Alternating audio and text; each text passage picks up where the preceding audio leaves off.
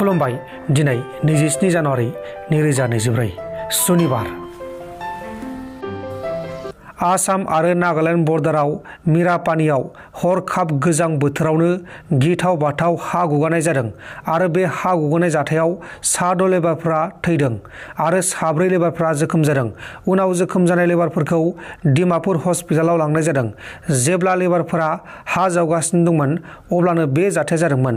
थैनाय लेबारफोरनि मुङा जाबाय माजिबुर आली, कमल छेत्री आरो बिशाल टापा, नाथाय गुबुन 3 लेबारफोरनि मुंखौ खौराङाव मख'नाय जायाखै। आसामनि बक'आव बन्दापारा हाग्रा रेन्ज ओनसोलाव लख्रा बुथारनाय केसनि थाखाय 3 सुबुङा हमजादों। हमजानाय दायनिगिरिफोरनि मुङा जाबाय जयन्त राभा, कृपानन्द राभा आरो पुतुल राभा। आसामनि चिफ मिनिस्टार भिजिलेन्स सेलआ कामरुप जिल्लानि सिङाव थानाय रङियानि कुमारपाटायाव गामिनि सासे हेडखौ 3 लाख रां दाबि खालामनायनि जाहोनाव एरेस्ट खालामदों।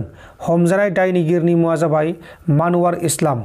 मानवार इस्लामआ हानि जेंनाखौ सुस्रांना होगोन होननानै बुंनानै रांखौ दाबिदोंमोन, नाथाय जोबथायाव हमजाबाय। गुवाहाटीनि चन्द्रपुर ओनसोलाव मोनसे मुगैथाव जाथाय। चन्द्रपुराव सासे हिन्जावसा गथ'खौ 3 दुथांफोरा किडनेप खालामना लांनानै सानब्रैनिफ्राय हानजायारि जिनाहारि खालामबाय थानायखौ पुलिसआ मिथिनानै 2 दायनिगिरिखौ एरेस्ट खालामबाय, नाथाय गुबुन सासे दायनिगिरिया खारखोमानानै दङ। पुलिसआ गथ'खौ रैखा खालामनानै हस्पिटालाव लांनानै खारखोमा थानाय दायनिगिरिखौ नागिरगासिनो दङ। जाथायखौ खालामनाय दायनिगिरिफोरनि मुङा जाबाय दीपांकर रय, नीलू माल। बिसोर 2आ हमजाबाय, नाथाय गुबुन सासे सन्जय बर्मन मुंनि सुबुङा खारखोमानानै दङ। मध्य प्रदेशनि धर जिल्लानि सिङाव थानाय मान्डुआव सासे सुबुङा सेलफि लाबाय थानाय समाव गोथौ हाखराव गोलैलांदों आरो थैदों। थैनाय सुबुंनि मुङा जाबाय दिनेश ल'धि। दिनेश ल'धिआ गावनि गुबुन 3 लोगोफोरजों इन्दरनिफ्राय मान्डुआव बेरायनो थांदोंमोन। बेहायनो बे जाथाया जादों। बर'नि मुंदांखा इउटुबार आलफ्रिड बसुमतारीआ रेन्जार प्रान्जल तालुकदारआ थांनाय माखासे सान सिगां चिरां जिल्लायाव बर' हारिखौ सैमा होननानै बुंनायनि सायाव गोख्रों बिजाथि फोरमायदों। बिथाङा बुंनाय बायदिब्ला बे जाथायनि सायाव जोंनि बर'नि आफाद गौथुमफोरा बाथ्रा बुंनांगौ। नि जायगायावनो फैनानै थानानै साख्रि मावनानै आरो बर' जातिखौ कुकुर कुत्ता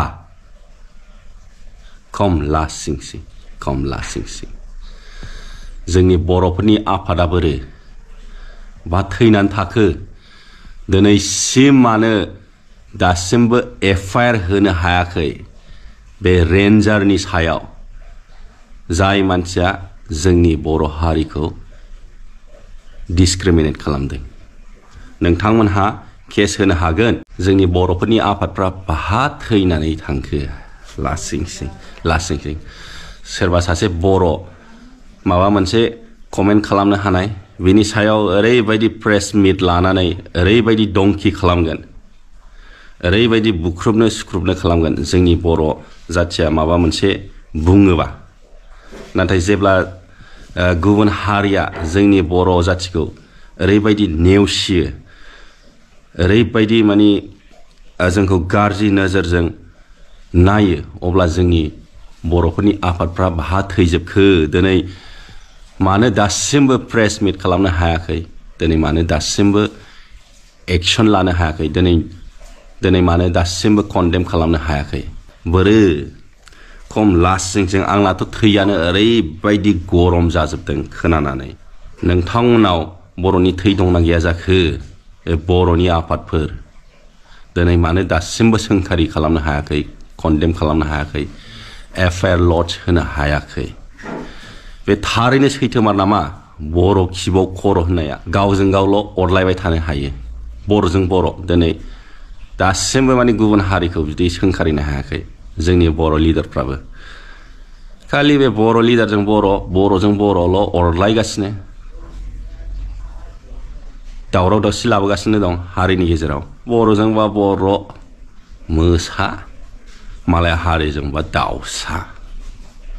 बर'आ जुदि माबा मोनसे गिदिर दखान खुलिदों, बिजनेस खुलिदों, सोंखारिनोसै बबेनिफ्राय फैसा मोन्दों, मारैहाय बिदि न' बिल्डिं लुखो, मारैहाय बिदि बिजनेस खालामनो हाखो? हारसाफोरनिखौबा सोंनो हादों नामा मारै एथ' गिदिर गिदिर दामि गारि बायखो मारै एथ' गिदिर गिदिर बिल्डिं लुखो मारैहाय एथ' गिदिर गिदिर बिजनेस खालामखो सोंखारिफेरनो हादों मालाबा गुबुन हारिखौ आं जेसेबांखि जोंनि बे बर' इउटुबारफोर दं नोंथांमोनहाबो एसे हाइलाइट खालामनानै लाबोदो आरो बे भिडिअखौ शेयार खालामना हो जोंनि बर' लिडारफोरनो देखाय बे भिडिअखौ आरो जेसेबांखि बर'फोरनि आफादफोर दं बिसोरनोबो देखायना हो जाहाथे एक्सन लानाय बायदि एफआइआरखौ थाबैनो खालामथारनांगोन नङाबा जों बर' हारिया ओरैबायदि लासिं सिं मुगै जानाय आरो जाबावगोन जैनो मोनो बेनो बर' जाथिखौ नेवसिगोन आरो नाख्रेबनो आरो चान्स मोनबावगोन नोंथांमोन दिननि खौरांफोरा बेखिनिल'मोन बेखिनिसिम नायनायनि थाखाय नोंथांमोननिसिम रोजा रोजा साबायखर गोजोन्थों एसेनोसै जै बर' हारिनि